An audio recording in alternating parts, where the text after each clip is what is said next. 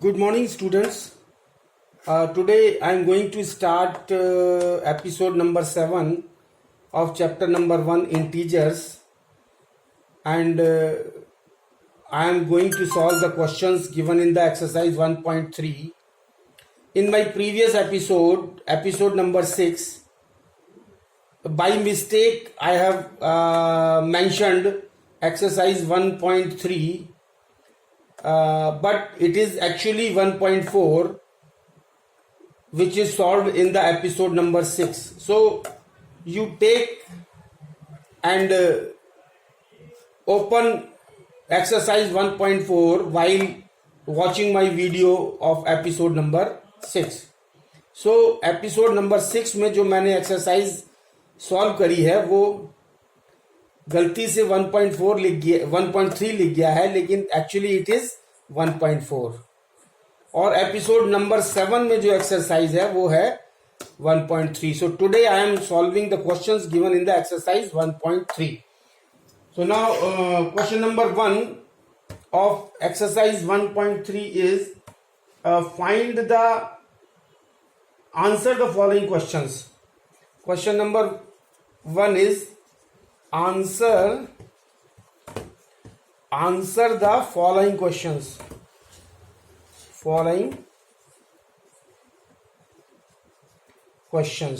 मतलब हमने कुछ पार्ट दिए हुए हैं, उसके आंसर जो है वो हमको बताने हैं. जिसमें ए पार्ट क्या दिया हुआ है, find the integer whose product with -1 is.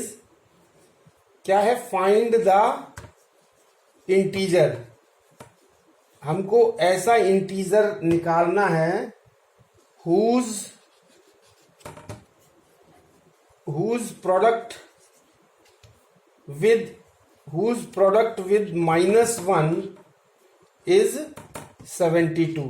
तो हमको एक ऐसा इंटीजर निकालना है जिसका -1 के साथ जो प्रोडक्ट है, या प्रोडक्ट को कहते हैं मल्टीप्लीकेशन है, वो 72 आए.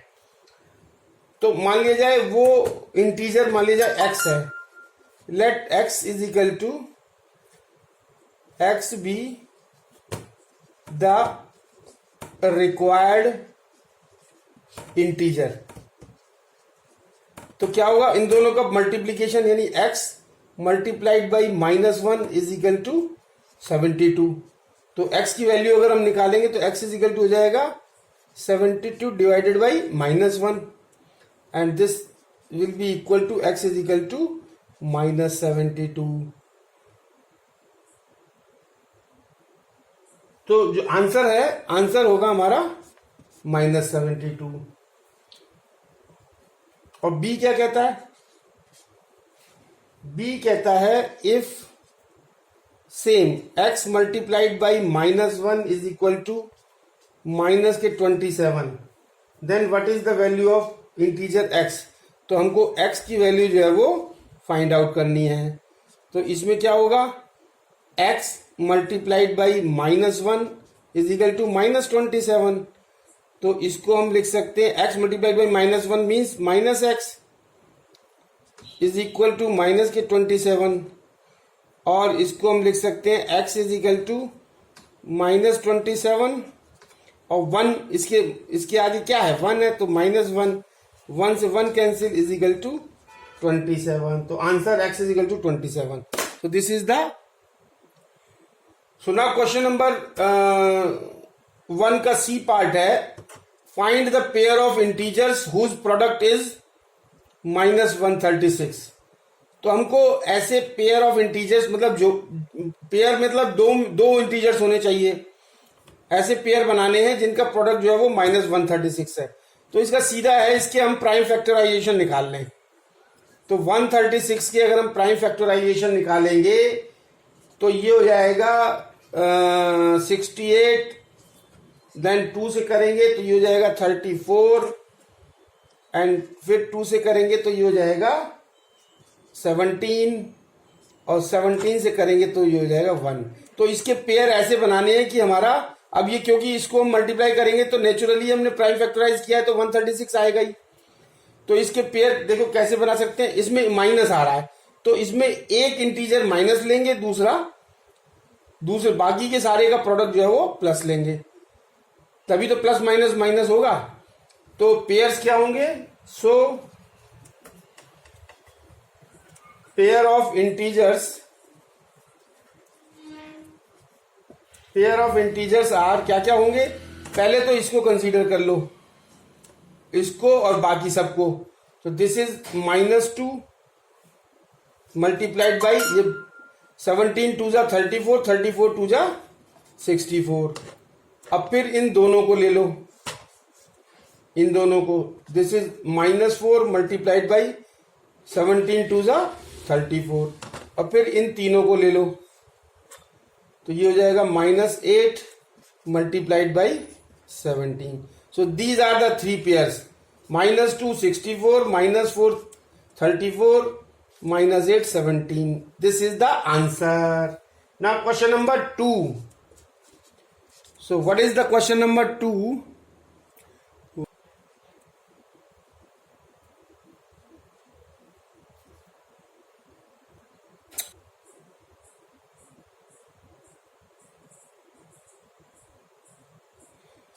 So question number 2, A part, what will be the sign of the product if 11 negative integers? तो 11 is the odd number. 11 is the odd number.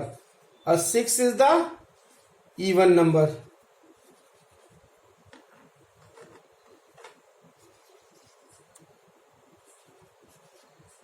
6 is the even number. 11 is the odd number. तो अगर odd number multiplication में है, odd number के integers multiplication में है, तो result हमारा नेगेटिव आएगा, साइन जो है वो साइन नेगेटिव आएगा। और अगर इवन नंबर के इंटीजर्स अगर मल्टीप्लीकेशन में है, तो मतलब माइनस साइन के अगर हैं, तो रिजल्ट जो है वो पॉजिटिव आएगा।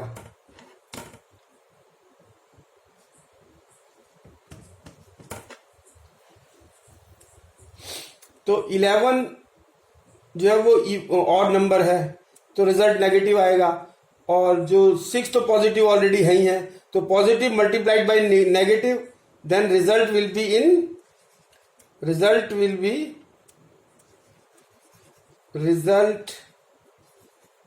Will be of negative sign. पूछा है कि कौन सा साइन होगा प्रोडक्ट का, तो नेगेटिव साइन। और नेक्स्ट पार्ट क्या है? बी पार्ट क्या कह रहा है? -2 is multiplied by it self 300 times. -2 is multiplied by it self 300 times. Multiplied by -2 is multiplied by itself how many times? 300 times। तो क्या होगा? 300 क्या है? 300 इवन नंबर है। और अगर माइनस साइन जो है वो 300 टाइम्स यानी इवन नंबर ऑफ टाइम्स अगर मल्टीप्लाई होते हैं, तो रिजल्ट क्या आना चाहिए? Positive. So result will be of positive sign, positive sign. Now question number 3. So now question number 3, find the product. तो A B C D 4 parts हैं, इनका प्रोडक्ट निकालना है। तो इसमें जो है ना वो rules for multiplication of integers लगेगा। क्या होगा? दिस इज प्लस, अगर कोई भी साइन किसी इंटीजर के आगे नहीं है तो वो प्लस माना जाता है। तो plus multiplied by minus will be minus. तो 8 3 जा 24, आंसर इज 24। ऐसे ही minus this is minus multiplied by minus will be plus, तो answer will be plus. And 15 4 जा 60 एंड -11 मल्टीप्लाइड बाई 0, अगर 0 से किसी भी इंटीजर को मल्टीप्लाई करें तो आंसर जो है वो 0 आता है। And this is minus multiplied by plus will be minus, and 19 4 the 76, so this is the answer. Simplify, question number 4, simplify. तो इसके 3 पार्ट हैं ए बी सी, तो एक एक करके हम करते हैं। -1 multiplied by -2 multiplied by -3 multiplied by -4, तो ये सारे मल्टीप्लीकेशन में है। और कितने माइनस है? 1 2 3 4। इसका मतलब क्या है? 4 क्या है? इवन नंबर, तो आंसर हमारा प्लस में आएगा। अब डायरेक्ट इसको मल्टीप्लाई कर लो, 4 3 जा 12, 12 2 जा 24, आंसर विल बी प्लस के 24। और इसको कैसे सॉल्व करेंगे? इसको सॉल्व करने के लिए पहले हम इसको सॉल्व करेंगे, उसको फिर मल्टीप्लाई करेंगे। So this -6 will be as it is, plus की जगह प्लस का साइन। 2 मल्टीप्लाइड बाई 5 -8, 5 -8 कितना होगा? -3। So this is -6 plus 2 plus multiplied by minus is equal to minus, so this will be -6, and -6 plus minus minus, -6 is equal to minus के 12 answer. Now 7 -5, इसको कैसे solve करेंगे? 7 we will put it as it is, 5 as it is. सबसे पहले इसको solve करेंगे। 9 - 10 is equal to -1, सो 7 -5 और 5 multiplied by -1 is equal to +5, so this is equal to 12, so 12 is the answer. So question number 5 क्या कह रहा है? Write the correct integers in the blanks. तो ये ABCD 4 पार्ट्स दिए हुए हैं, यहाँ पे ब्लैंक्स दिया हुआ है। इसमें हमको करेक्ट इंटीजर्स जो है वो भरना है। तो यहाँ क्या आएगा, इसको कैसे निकालते हैं? सपोज मान लिया जाए यहाँ पे x आएगा, तो x की वैल्यू निकाल लें, वहीं पुट कर देंगे हम इधर। तो x की वैल्यू कैसे निकलेगी? -4 when multiplied by x will give minus के 4x, सो माइनस के 4x इज इक्वल टू 100, तो x is equal to 100 upon -4, and this will be equal to minus के 25, सो माइनस के 25 विल बी द आंसर। तो ये आप यहां पे पुट कर देंगे x की जगह। और इसमें क्या करेंगे? -5 और -5 क्या होते हैं? 25।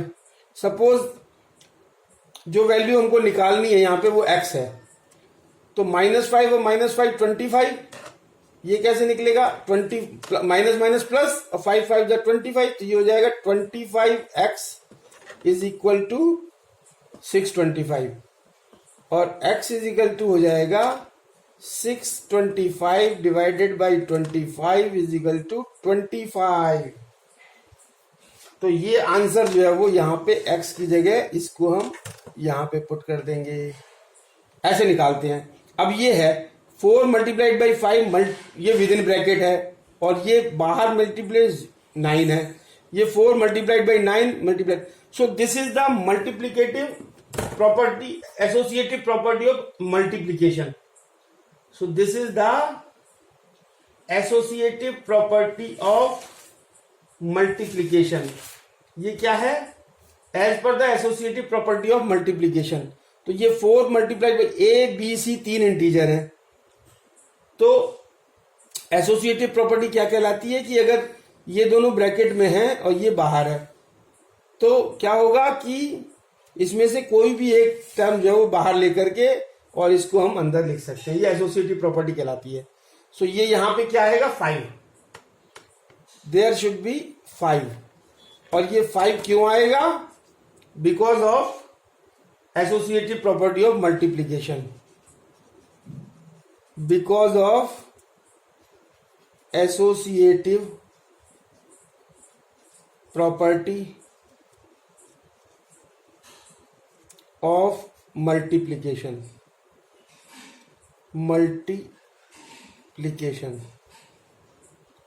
अब ऐसे ये डी पार्ट है। This is -6 multiplied by 3 + 4 is equal to, अब ये -6 का इससे पहले मल्टीप्लीकेशन होगा 3 से, फिर प्लस का साइन आएगा, फिर -6 का 4 से मल्टीप्लीकेशन होगा। तो ये क्या है? Distributive property.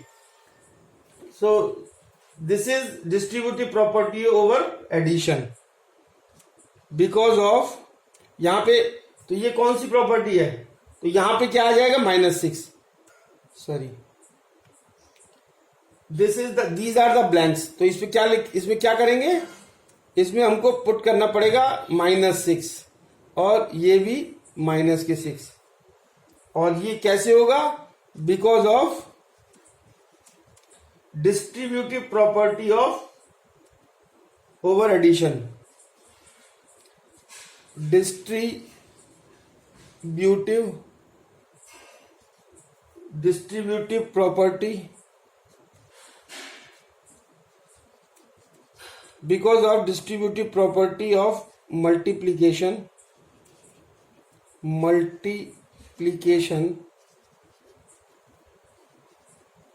over addition।